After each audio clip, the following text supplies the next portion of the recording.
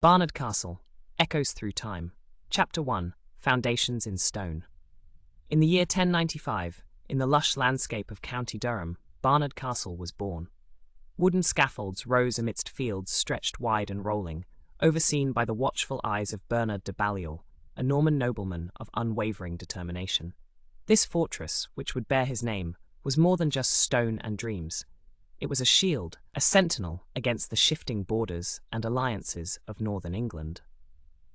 Barnard, a man grizzled by battle and delicate intrigue, recognized the strategic importance of this site above the River Tees.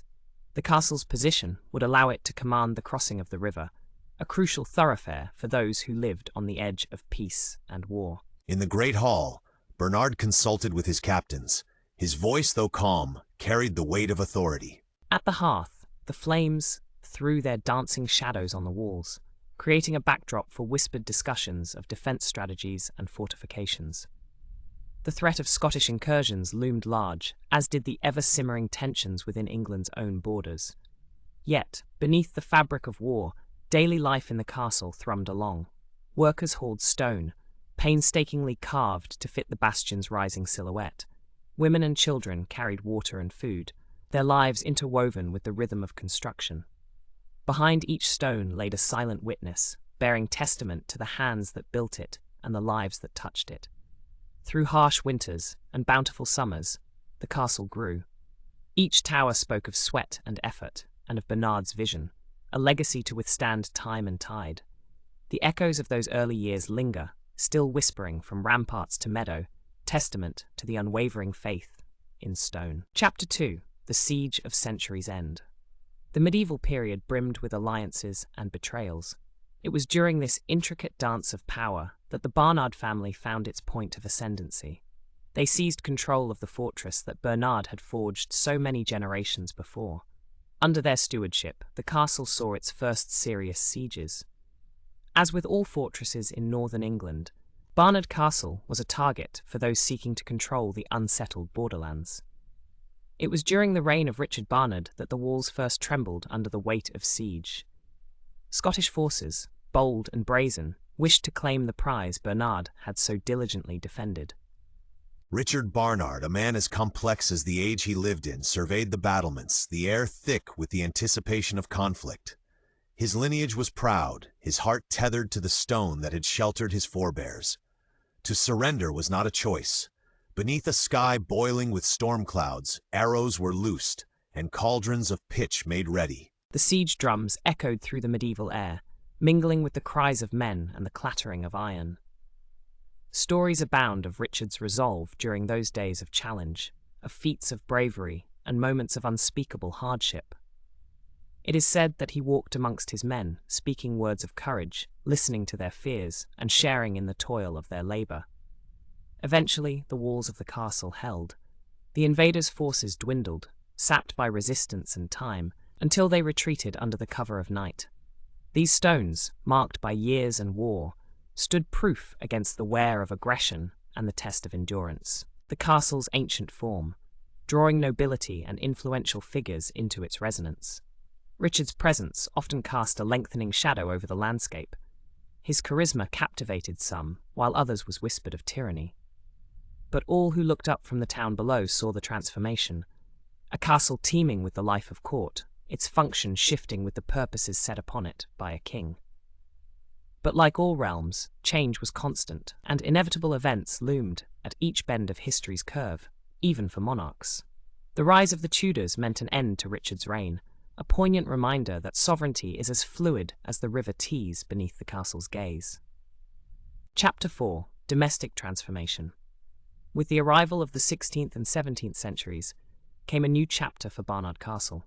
The once imposing fortress began to see a transformation as it passed into the hands of the Bowes-Lyon family. William Bowes, an astute and influential figure of noble birth, acquired both castle and its lands, igniting another era for this historic structure. Under the Bowes-Lyon stewardship, Barnard Castle underwent a metamorphosis from a military stronghold into a residence infused with more domestic tranquility. The sound of warcrafts gave way to those of artisans, forging elegance with hammer and chisel. New architectural flourishes adorned the fortress, aligning with the period's emphasis on noble living. Great windows began to pierce previously impregnable walls, pouring generous light into banquet halls resplendent with tapestries and roaring hearths. Save for the occasional call to arms that every noble estate anticipated, the castle transitioned to a beacon of local culture. Landscapes broadened from battlements turned gardens, swathes of lush, carefully manicured foliage adding softness to the castle's visage. Within these walls, lively gatherings and grand feasts unfolded alongside quieter pursuits, ladies reading by firelight and children's laughter echoing through stone corridors. It was an era brimming with exploration of thought and pursuit of leisure, marking a period where fortifications merged with beauty.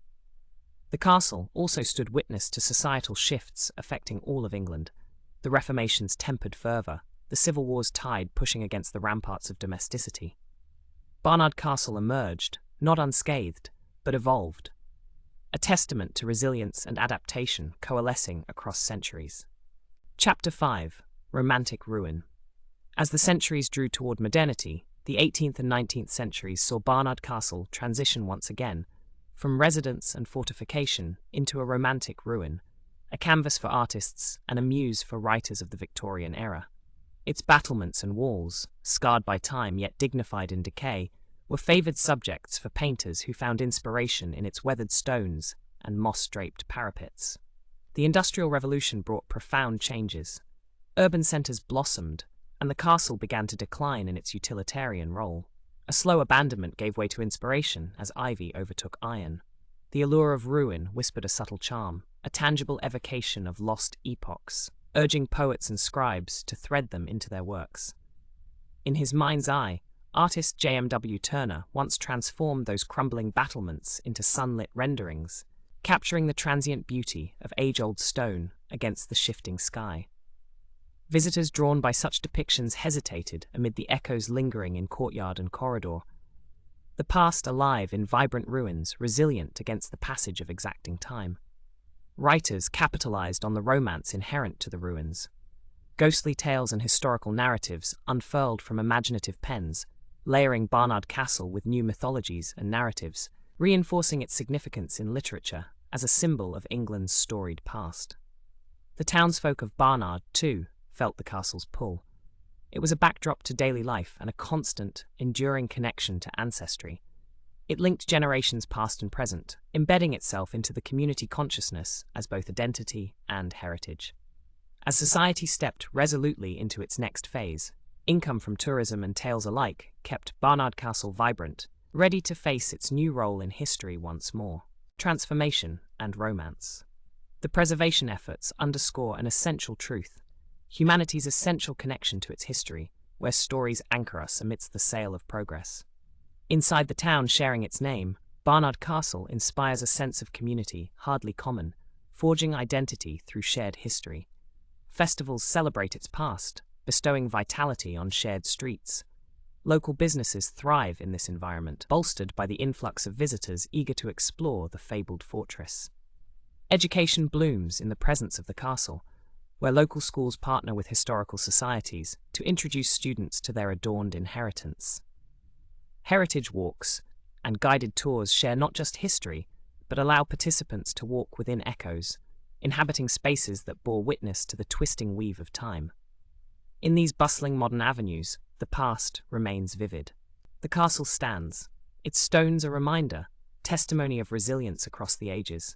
Its crumbled elegance invites introspection, inviting all to ponder the droves of lives and narratives melded into its form. Each stone an echo, each shadow a story waiting to unfold. In Barnard Castle, the past is no relic. It is lived, respected, and cherished, ensuring that its echoes will resound through time for generations to come.